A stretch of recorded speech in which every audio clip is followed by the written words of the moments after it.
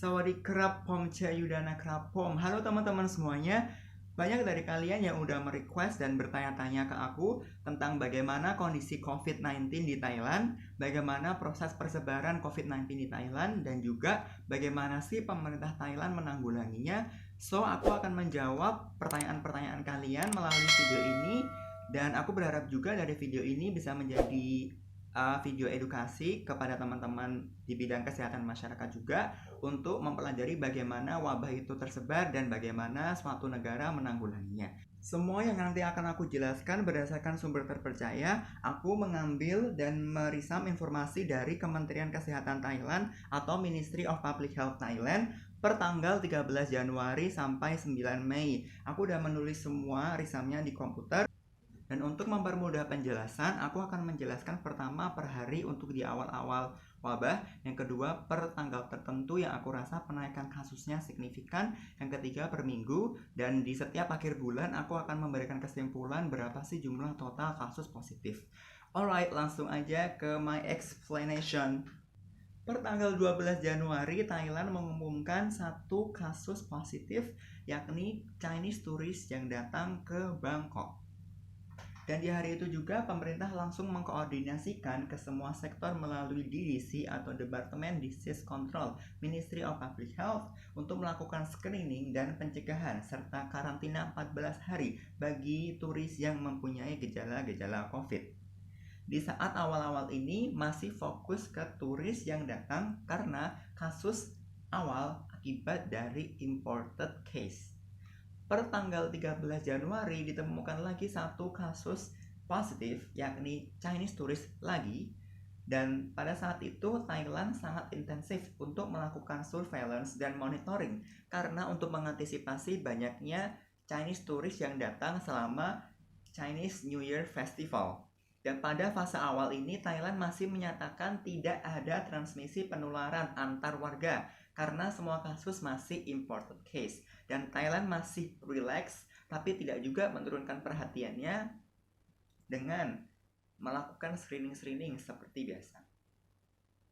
Per tanggal 26 Januari, Thailand belum menyatakan adanya outbreak. Dan ODP dari yang pertama kali itu ada 12, meningkat jadi 84 orang. Per tanggal 31 Januari ditemukan 4 kasus baru pada Chinese tourist yang ada perjalanan wisata dari Wuhan dan 1 kasus warga Thailand yakni supir taksi, dan disitulah kasus pertama di Thailand yang tanpa adanya histori perjalanan wisata ke China. Dan conclusion di bulan Januari tanggal 3 sampai tanggal 31 total ada 12 kasus positif dan total orang dalam pengawasan atau people under investigation mencapai 344. Dan di saat itu, expert menyatakan level risiko penularan COVID-19 terhadap warga Thailand masih rendah. Kita lanjut di bulan Februari, dan di bulan Februari ini aku kasih tema repatriasi warga, local transmission, dan kasus dari kapal Westerdam. Awal dari Februari, Departemen Disease Control dan Prime Minister mempersiapkan proses repatriasi warga Thailand yang berada di Wuhan dan mengirimkan tenaga medis dari Thailand ke Wuhan untuk mendampingi proses repatriasi itu. Dan per tanggal 4 Februari sudah terjadi local transmission. Ada 4 warga Thailand positif terinfeksi COVID-19. 2 terinfeksi dari pasangannya yang baru saja pulang dari Jepang, dan 2 lagi supir taksi yang kontak dengan Chinese tourist. Per tanggal 5 Februari, pemerintah sudah meningkatkan skala kewaspadaan ke tingkat nasional. Dan di hari itu juga Thailand turun dari ranking 2 ke 4 the most case in the world. Minggu pertama di bulan Februari kasus masih 32, dan minggu kedua ditemukan 1 kasus positif di kapal Westerdam. Maka dari itu diadakannya pelarangan embarkasi kapal dari Hong Kong ke Thailand. Dan seluruh penumpang kapal tersebut dilakukan surveillance dan screening, dan untuk warga Thailand hanya dilakukan isolasi mandiri selama 14 hari.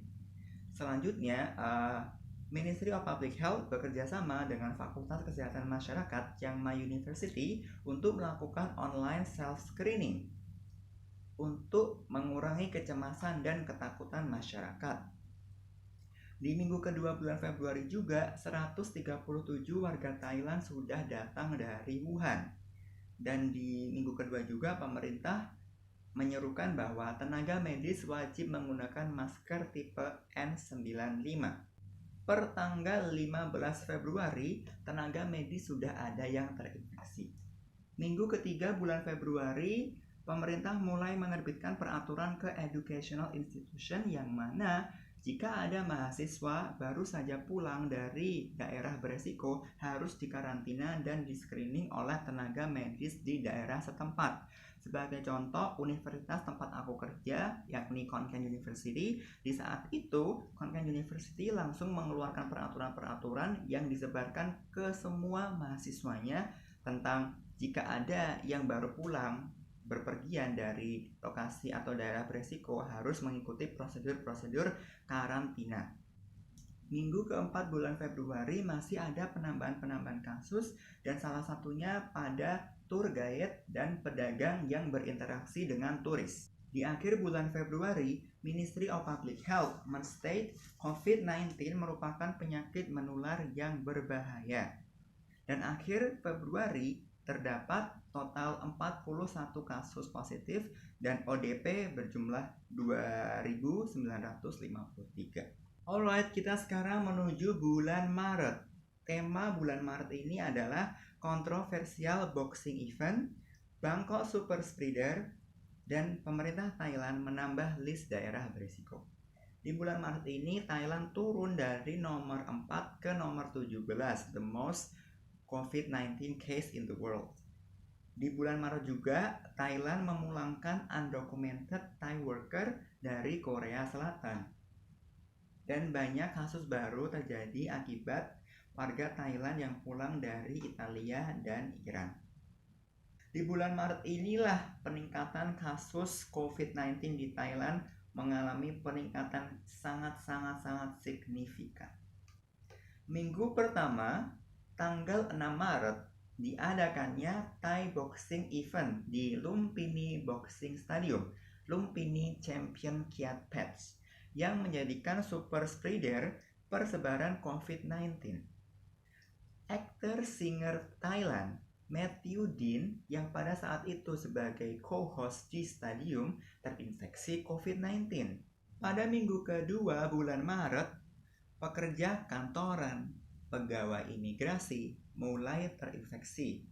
Dan Thailand juga sudah mulai terjadi cluster outbreak atau peningkatan kasus di suatu wilayah tertentu, yang mana pasiennya rata-rata umur 25 sampai 38 tahun. Minggu ketiga bulan Maret, tepatnya tanggal 22 Maret, Ministry of Public Health menjelaskan bahwa kasus banyak terjadi di Bangkok pada anak-anak muda dengan tanpa adanya gejala. Sehingga mereka masih aja melakukan kegiatan-kegiatan sosial dan menyebarkan COVID-19 ini.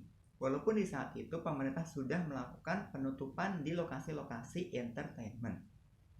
Masih di tanggal yang sama, akhirnya Department of Disease Control memberikan surat arahan atau perintah kepada provincial government untuk melakukan aksi surveillance dan pencegahan penyakit di tingkat kecamatan ataupun desa.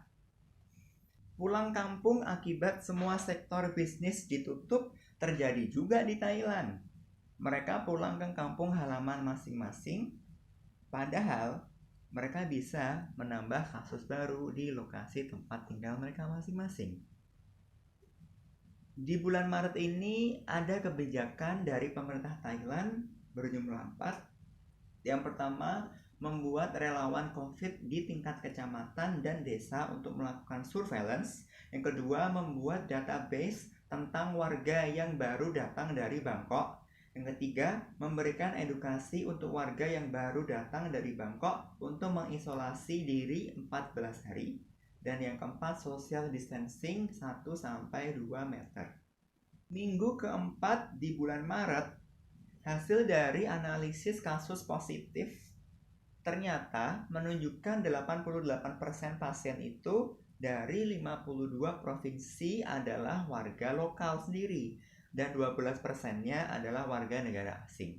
Dan kelompok beresiko untuk terinfeksi COVID adalah orang tua berumur 70 tahun ke atas dengan adanya underlying disease atau penyakit bawaan seperti diabetes mellitus, hipertensi, kardiovaskular, stroke, chronic respiratory disease, dan kelompok beresiko lainnya adalah anak-anak balita.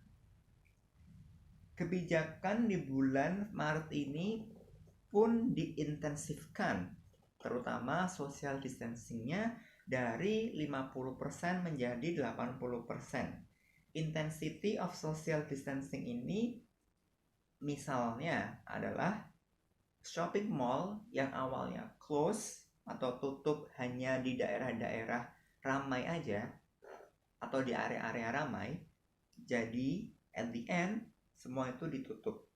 Hanya supermarket yang menjual bahan pokok saja yang boleh dibuka.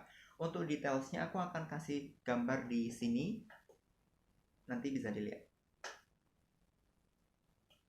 Kesimpulan bulan Maret, total kasus COVID-19 menjadi 1.651. Padahal di bulan Februari kemarin itu hanya 41. Maret ini memang bulan sangat-sangat signifikan untuk penambahan kasusnya di Thailand. Alright, sekarang kita menuju ke bulan April. Tema bulan April ini adalah Songkran Festival dibatalkan. Awal bulan April, Ministry of Public Health memperluas kriteria orang dalam pengawasan untuk dapat melakukan screening ke masyarakat secara lebih luas, terutama di provinsi yang dilaporkan banyak kasus positif. Setelah hari itu, tanggal 9 April, MOPH juga mengeluarkan social distancing guidelines di rumah sakit untuk mengurangi persebaran COVID pada pasien rawat jalan. Per tanggal 10 April, perayaan Songkran tahun ini dibatalkan. Tidak ada libur, tidak ada aktivitas perayaan, dan pemerintah menghimbau untuk tetap beribadah dan berkomunikasi dengan keluarga melalui media online. Karena selama kita tahu, during Songkran Festival itu, banyak sekali masyarakat yang pulang kampung ke kampung halamannya masing-masing. Sehingga pemerintah ingin mengurangi laju pulang kampung tersebut dengan mengeluarkan peraturan untuk berkomunikasi dengan keluarga hanya melalui media online. Per tanggal 13 April, pemerintah melakukan penambahan bed atau kasur untuk pasien COVID. Tanggal 15 April, lebih dari 1.040.000 village health volunteers atau relawan desa dan 15.000 Bangkok Health Volunteers berkontribusi untuk melakukan screening di wilayah kecamatan dan desa. Mereka melakukan screening terhadap 12 million house dan sekaligus memberi edukasi dan program. Ini pun sangat diapresiasi WHO. Sehingga Ministry of Public Health menyebutkan Village Health Volunteer atau relawan desa ini sebagai silent heroes. Next, tanggal 16 April, pasien positif mulai ditemukan di 68 provinsi, yang mana awalnya hanya 52 provinsi saja. Dan selanjutnya tanggal 22 April, hasil investigasi di Bangkok pada pasien yang terinfeksi COVID-19, ternyata mereka terinfeksi karena pergi ke tempat-tempat umum atau keramaian seperti tempat hiburan, boxing stadium yang awal sudah aku jelaskan, bioskop, supermarket, fitness center, beauty salon, sekolah, restoran, turis area, pasar, shopping mall, transportasi umum, tempat kerja, dan rumah sakit. So dari sini kita bisa paham bahwa sudah berbagai lokasi itu sangat berbahaya untuk didatangi, karena ternyata lokasi-lokasi tersebut adalah tempat penyebabnya orang-orang tersebut terinfeksi COVID-19. Dan per tanggal 29 April mulai menunjukkan pengurangan kasus positif baru di Thailand. Hari tersebut, tanggal 29 April, itu hanya bertambah 9 kasus baru. Sehingga di akhir bulan April, social distancing adalah salah satu kunci untuk mengurangi penularan itu yang direkomendasikan oleh pemerintah Thailand. Conclusion di bulan April, total kasus pasien COVID-19 berjumlah 2.947. Dari bulan Maret berjumlah 1.651. Nah, saat ini kita menuju bulan Mei, dan di bulan ini aku kasih temanya kebijakan pemerintah Thailand efektif, masyarakat patuh, dan kasus COVID-19 mulai menurun di Thailand. Per tanggal 5 Mei peningkatan kasus hanya 1. Terbukti apa yang dilakukan pemerintah Thailand dinilai efektif. Namun, peraturan untuk stay at home atau di rumah aja, social distancing, dan lain-lain masih sama, tidak ada pengurangan. Namun, peraturan terhadap bisnis dan kegiatan-kegiatan di luar sudah diperingan, artinya tidak seketat pada awal-awal masa wabah.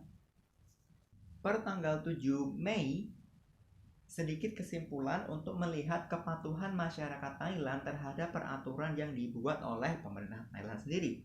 Jadi, Department of Disease Control melakukan survei dari Januari sampai 5 Mei terhadap 27.843 orang tentang COVID-19 dan social distancing measure. Hasilnya, pertama, perilaku cuci tangan meningkat dari 61,2% menjadi 92,7%. Yang kedua, penggunaan masker bagi yang sakit meningkat dari 56,2% jadi 74,6%. Ketiga, melakukan physical distancing dari 72,3% meningkat jadi 94,1%. Dan kebijakan-kebijakan pemerintah Thailand di bulan April sampai dengan Mei adalah memperlakukan jam malam atau kurvey kurang lebih sekitar tadi aku bilang 1,5 bulan atau 2 bulanan dari jam 10 sampai 4 pagi. Dan bagi masyarakat yang tidak menurut akan didenda uang. Yang kedua, menghimbau untuk semua warga konsisten menyegah penyebaran COVID dengan mencuci tangan pakai sabun ataupun alkohol gel, memakai masker, dan mengatur jarak dengan orang lain. Dan terakhir, tanggal 9 Mei, conclusionnya adalah kasus positif di Thailand berjumlah 3.004 dan orang dalam pengawasan berjumlah 93.836. Nah, itu semuanya penjelasan yang bisa aku kasih ke teman-teman semuanya dari apa yang sudah aku baca dari press release di Kementerian Kesehatan Thailand tentang perjalanan kasus pertama sampai kasus ke 3.004.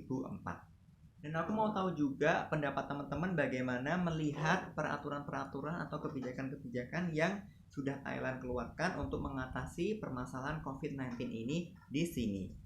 Teman-teman bisa komen ataupun bisa ngasih saran ataupun bisa sharing ide dan semuanya pendapat teman-teman semua di kolom komentar.